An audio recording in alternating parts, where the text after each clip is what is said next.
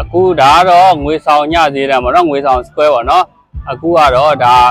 ဧည့်သည်နည်းသွားပြီပေါ့နော်တရင်ရုပ်ပိတ်ရတုံးอ่ะဆိုလို့ရှိရင်ဒီထိုင်ကုန်တွေဆိုလို့ရှိရင်ဒါတခုံးမှမလို့ပေါ့နော်ကုန်တွေအများကြီးအပြည့်ပဲနော်အခုဆိုလို့ရှိရင်တော့ဒါဧည့်သည်နည်းသွားပြီပေါ့နော်တစ်စောင်းတိုင်းကြလို့ရှိရင်လည်းဧည့်သည်တွေပြန်များမှာပေါ့နော်အဲ့တော့မိတ်ဆွေတို့နေတဲ့ငွေဆောင်ကမ်းခြေကိုအလဲလာခြင်းတယ်ဆိုလို့ရှိရင်တော့လူစီတာကြိုက်တယ်ဆိုလို့ရှိရင်တော့ကျွန်တော်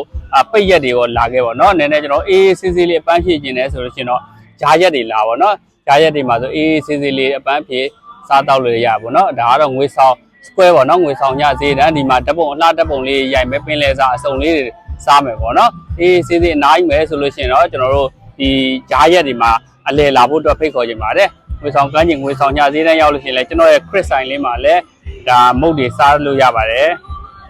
ငွေဆောင်ကမ်းခြေနဲ့ပတ်သက်လို့သိကျင်တဲ့အကြောင်းအရာတွေရှိလို့ရှိရင်ဘယ်ဟိုတယ်ကဘယ်နားလေးမှာရှိတယ်ဆိုတော့တချို့မေးကြပါဘောနော်အဲ့လိုသိကျင်တယ်ဆိုလို့ရှိရင်လည်းကျွန်တော်ဒါမေးလို့ရပါတယ်ဗောနော်ကျွန်တော်သိသလောက်လေးပြန်ဖြေပေးပါမယ်ကျွန်တော်ကတော့ဒီအခန်းဝန်ဆောင်မှုပေးတာမဟုတ်ဘူးเนาะမိတ်ဆွေတို့ဒါအခမဲ့ဒါ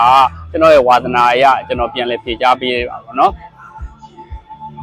โอเคနောက်ရက်တွေမှာကျွန်တော်အားသလိုဗောနော်ဒီငွေဆောင်ကမ်းခြေရဲ့အလားပါလေးသွားရိုက်ပေးပါမယ်ကျွန်တော်ဒီရက်ထဲတော့ကမ်းခြေကိုမသွားပြတော့နောက်ငွေဆောင်ကမ်းခြေရဲ့အရာဒီဥတုလေးမရိုက်ဖြစ်ဘူးဗောနော်နောက်ရက်ကျရင်ကျွန်တော်အရင်လိုပဲဗီဒီယိုလေးပြန်ရိုက်ပြီးတင်ပေးပါမယ်เนาะ